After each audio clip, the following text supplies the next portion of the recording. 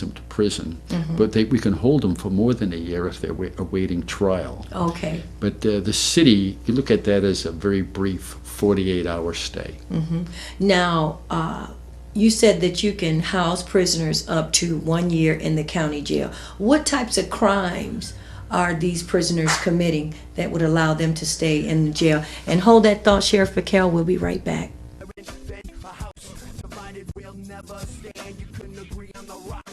Sunk in the sand, so this is why we're here, putting out a call to open up your eyes so that we can see all of the problems, the mishaps, and the big mistakes.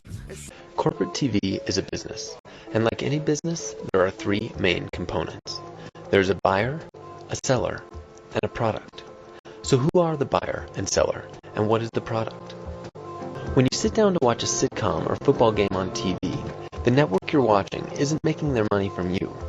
Even if you pay for cable, the real money comes from the commercials.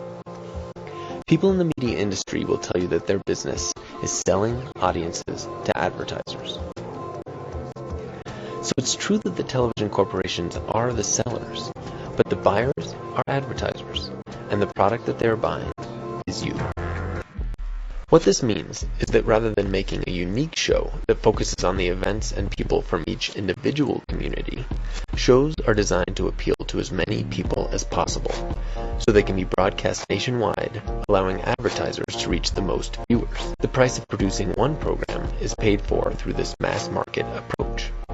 Magnitudes cheaper than producing programs for each individual interest group, racial group, economic status, and so on. There are a few steps that we need to take right away.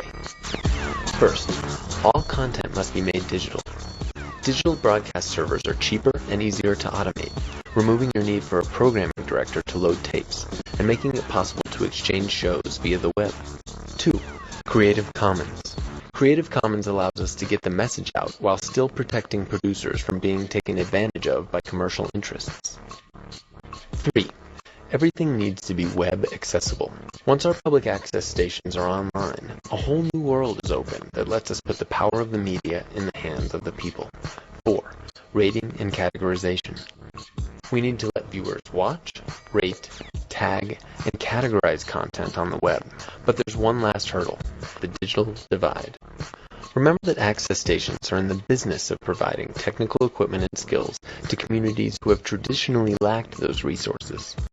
The line between the media and the internet blurs more every day, and today, bringing the power of the media to your community means more than teaching them how to use a camera. It means computer literacy. So, the fifth component, closing the digital divide.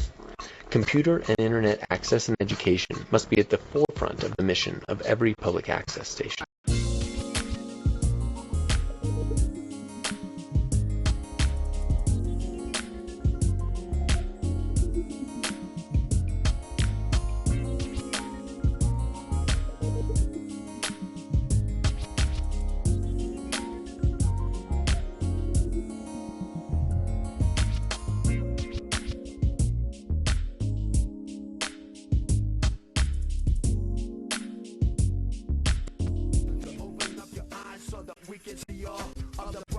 The mishaps and the big mistakes, and separate the leaders from the phonies and the fakes. 5, 4, 3, 2. And welcome back to Common Ground. For those of you that are just tuning in, I am here in the studio with Genesee County's dynamic duo, the Tag Team for Justice, Sheriff Robert Pickell and Prosecutor David Layton, who will be coming up in just a moment. Both of these candidates ran unopposed in the primary, and that is currently history in this county. Welcome back to Common Ground, Sheriff Pickell. Thank you, just for the viewers that are tuning in right now to the show, we talked about the differences between your role and the prosecutor's role. Could you just kind of briefly tell us the difference in the two positions? Yeah. First of all, I'm so happy. I'm just delighted to have David Layton as the prosecutor. And as you said, and you helped us years ago, and you kind of helped to form the partnership. David is just a wonderful person to work with. He's a good family man. He cares about people. He cares about the community, and we share that. And what we do is, and we always kind of joke around about it a little bit, we get out there, my people, we kind of get our hands in the dirt. We're the ones on the front lines, and we make the cases, make the arrest, make the case, and we present it to the prosecutor.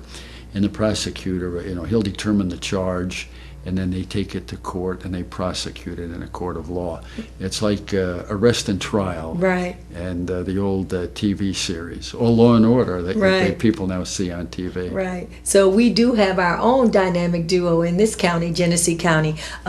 Briefly, the sheriff told us the difference between the work release program and the work detail program. The work release program allows prisoners to get out for a moment to do their jobs that they are allocated to do, and then they are charged 2 hours. Yeah, but the whole thing about it, Pam, is, and what I like about it is, many times one of the men will go to jail and the kids suffer.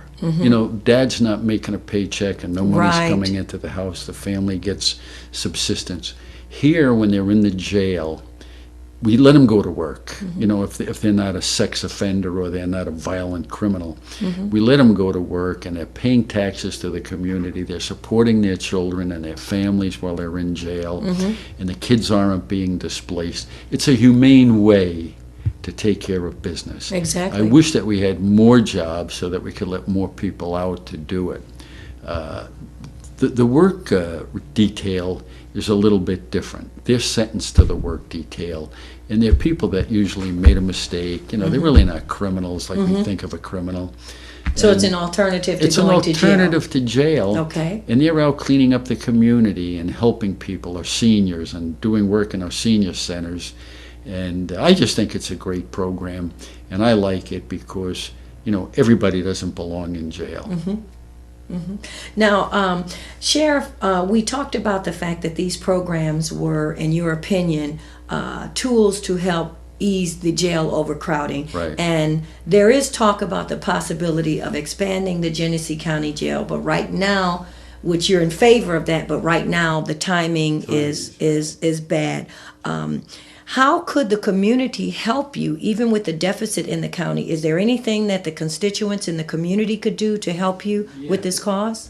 One of the things, Pam, and that I really like what we have down in our jail is our security and ministry. Okay. It's the believers in Jesus Christ coming into the jail and sharing the word with our inmates. And in many, many instances, this is the first time that the inmates are hearing about Jesus. Right. And, and they're sharing in the word of God. And many of the people that leave the jail, and we track them, they've been successful, and they've started ministries, they've become, good, Great. productive citizens, and they come back and they mentor in the jail. But that's what we can do. People that are out there, that are believers, they can take the course through Chaplain Al or the Forgotten Man Ministry, and they can do that right in the jail. The other program I have is the Security and Ministry, where you can go down, get trained in security. You could work security around the churches and the parking lots, assisting older folks getting in and coming out of the churches. I mean, people. Which they do a fine job. Oh, they do an outstanding They're also job. in our church, and they do a wonderful job. Ralph Tedford, Arlie Mitchner. I mean, they do a wonderful job. And these are God-fearing men and women